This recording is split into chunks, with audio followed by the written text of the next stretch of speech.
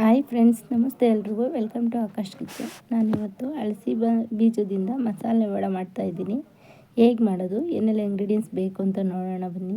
ನೀವು ಹೊಸ್ದಾಗಿ ಏನಾದರೂ ನನ್ನ ಚಾನಲ್ ನೋಡ್ತಾಯಿದ್ರೆ ಪ್ಲೀಸ್ ಸಬ್ಸ್ಕ್ರೈಬ್ ಮಾಡ್ಕೊಳ್ಳಿ. ವಿಡಿಯೋ ಇಷ್ಟ ಆದರೆ ಒಂದು ಲೈಕ್ ಮಾಡಿ, ಶೇರ್ ಮಾಡಿ, ಕಮೆಂಟ್ ಮಾಡಿ ತಿಳಿಸಿ ಹೇಗೆ ಬಂತು ಅಂತ. ಈಗ ಹೇಗೆ ಮಾಡೋದು ಅಂತ ನೋಡೋಣ.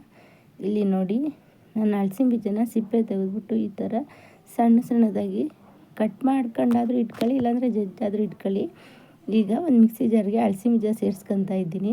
ಫಸ್ಟು ಇದನ್ನು ತರ್ತರಿಯಾಗಿ ಈ ರೀತಿ ರುಬ್ಕೊಂಬಿಡ್ತೀನಿ.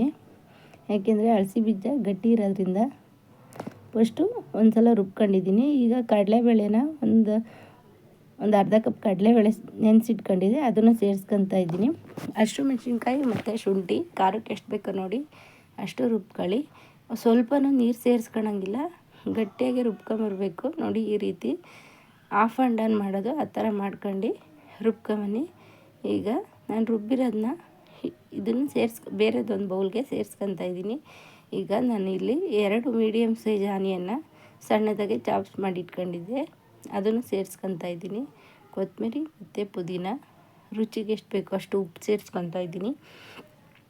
ನೀವು ನೋಡಿಬಿಟ್ಟು ಸೇರಿಸ್ಕೊಳ್ಳಿ. ಆನಿಯನ್ನ ಇದರಲ್ಲಿ ನಾನು ಜಾಸ್ತಿ ಹಾಕೊಂಡಿದ್ದೀನಿ.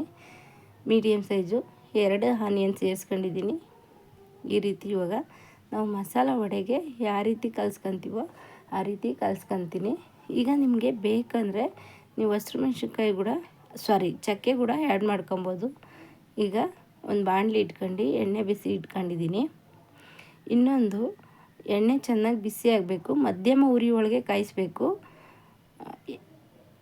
ಇದು ನೋಡಿ ಈ ರೀತಿ ಉಂಡೆಗಳು ಮಾಡ್ಕೊತೀನಿ. ನಿಮ್ಗೆ ಎಷ್ಟಿಷ್ಟು ದಪ್ಪ ಬೇಕೋ ಅಷ್ಟಿಷ್ಟು ದಪ್ಪ.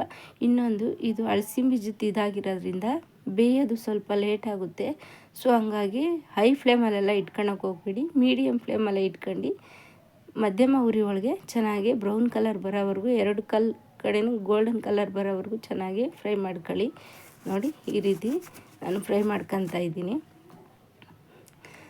ಟೇಸ್ಟ್ ಮಾತ್ರ ಸೂಪರಾಗಿದೆ. ಅಳಸಿ ಬೀಜದ್ದು ವಡೆ ಅಂತ ಯಾರೂ ಹೇಳಲ್ಲ, ಅಷ್ಟು ರುಚಿಯಾಗಿದೆ. ಸೀಸನಲ್ಲಿ ಒಂದು ಸಲ ಟ್ರೈ ಮಾಡಿ. ಈಗ ಹಲಸಿನ ಹಣ್ಣಿನ ಸೀಸನ್ ಇದೆ, ಒಂದು ಸಲ ಟ್ರೈ ಮಾಡಿ, ನಿಮಗೆ ಖಂಡಿತ ಇಷ್ಟ ಆಗುತ್ತೆ ಈ ರೆಸಿಪಿ. ನೋಡಿ ಈಗ 2 ಕಡೆ ಗೋಲ್ಡನ್ ಕಲರ್ ಬಂದಿದೆ.